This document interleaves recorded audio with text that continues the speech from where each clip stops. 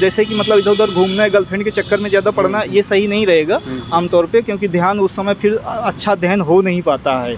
तो ग्रेजुएशन में अच्छा। नमस्कार दोस्तों, यूपीपीएससी डेली न्यूज़ में आप सभी लोग का स्वागत है। तो जी हाँ दोस्तों, पीसीएस 2022 मेंस का एग्ज़ाम चल रहा है।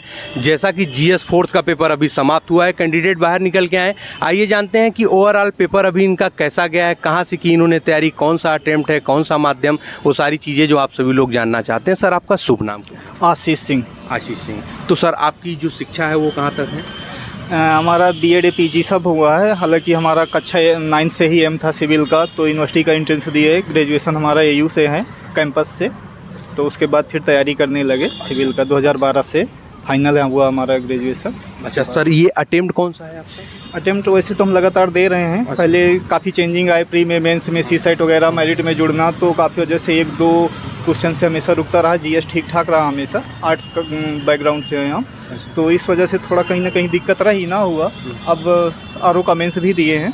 एग्जाम जो 16 वाला 2021, हाँ नहीं 21, 16 वाला एग्जाम जो हुआ था उसका मेंस दिए हैं समीक्षा अधिकारी का, और ये पीसीएस मेंस दे रहे हैं। अच्छा सर, कैसा रहा आज जीएस 4th का पेपर, कैसा रहा? और ओवरऑल जो पेपर आपने ऐसे Hindi GS 1st, 2nd, 3rd, 4th आज मिला करके कैसा पेपर बहुत ही जुझारू रहा।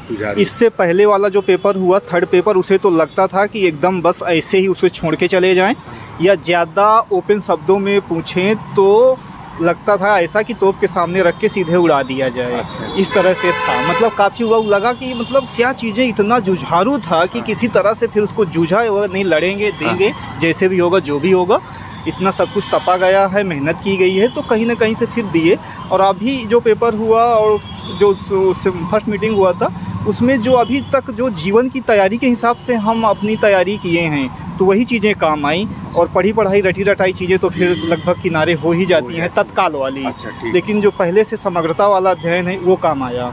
अच्छा सर, प्रारंभिक परीक्षा को लेकर के आप कुछ रणनीति बताइए, और मेंस एग्जाम को लेकर के भी। तो पहले शुरू करते हैं प्रारंभिक परीक्षा के लिए कैसे शॉर्ट टर्म में, यदि क्या आपको लगता है कि शॉर्ट टर्म में भी प्रारंभिक परीक्षा निकाला जा सकता है, तो कैसे और कौन कौन से बुक के माध्यम से? ये 1 साल की तैयारी पे निकाला जा सकता है, लेकिन कुछ तरीके इतने स्मार्ट होते हैं, इतने अच्छे होते हैं कि कोई भी सेलेक्टेड हो, कोई भी आदमी आमतौर पे ऐसे सार्वजनिक करता नहीं है।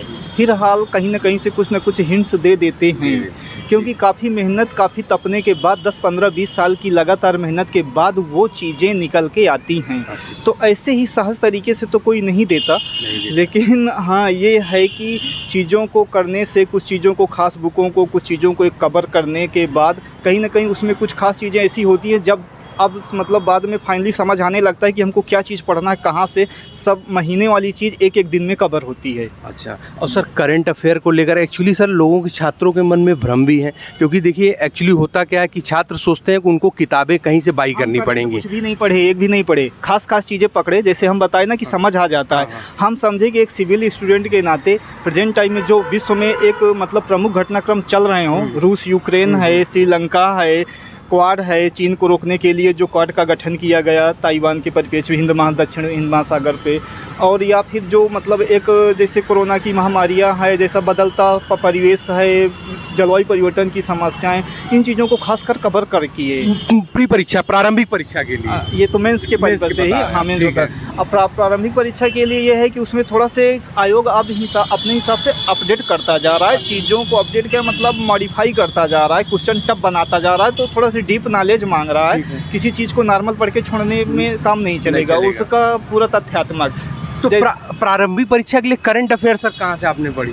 करंट अफेयर की हम सिर्फ एक बुक प्रीफर करते हैं, 2-3 से भी वही चीज़ें रहती हैं, एक से भी रहती है, बाकी मेंटल एबिलिटी पे काफ़ी चीज़ें डिपेंड करती हैं। हम घटनासार पढ़ते हैं। जब 25 रुपए की आती थी पहले, तब से लगभग 15 पढ़ रहे हैं घटनासार, जब से 25 रुपए की आ रही थी। और सर प्रारंभिक परीक्षा और मेंस परीक्षा के लिए आपने कितने प्रीवियस ईयर पेपर सॉल्व किए हैं? क्या आपको लगता है क्या उसमें सपोर्ट मिला वगैरह? तो हम पहली ही बार में सब कुछ ख़त्म कर चुके थे और दे चुके थे, तो कुछ हुआ नहीं उन चीज़ों से। सारे प्रीवियस ईयर, जिस हो सकता है कुछ लोग नहीं पढ़ पाते, नहीं रहता अध्ययन, तो उन्हें ये भ्रम होता है कि हमारी कहीं ना कहीं पढ़ाई में कमी है। हम काफ़ी चीज़ें सब करके देख चुके थे, पूरे प्रीवियस ईयर, बाकी जितने टेस्ट सीरीज़ हैं सब कुछ, लेकिन उसके बावजूद भी रास्ता नहीं मिला था।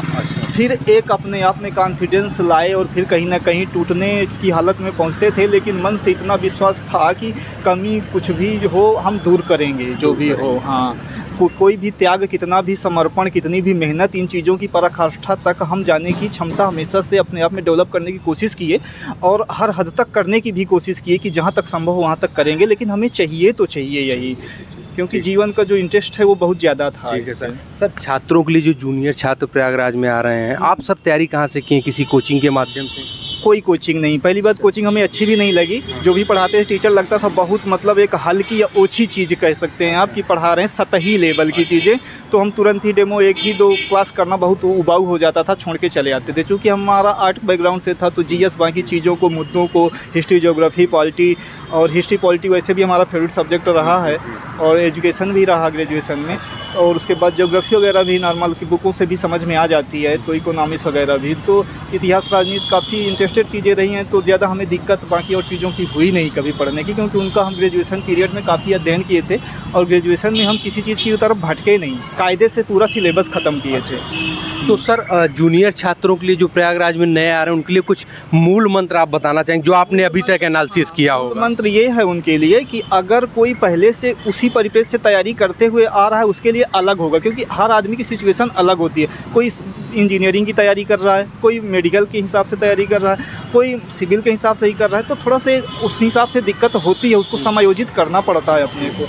तो जैसे कि जो आर्ट बैकग्राउंड के हैं वो जैसे चुपचाप ग्रेजुएशन कर लें, यदि ग्रेजुएशन करने आ रहे हैं उनका बन रहा है, तो उसमें काफ़ी सिलेबस, काफ़ी चीज़ें इतना कवर हो जाएंगी, जैसे कि मतलब इधर उधर घूमना है, गर्लफ्रेंड के चक्कर में ज़्यादा पढ़ना, ये सही नहीं रहेगा आमतौर पे, क्योंकि ध्यान उस समय फिर अच्छा अध्ययन हो नहीं पाता है। तो ग्रेजुएशन में अच्छा अध्ययन अगर उनका होना चाहिए किसी भी तरह से, बाकी चीज़ें हालांकि वो कर सकते हैं, कोई बात नहीं, हर आदमी की अपनी वो होती है।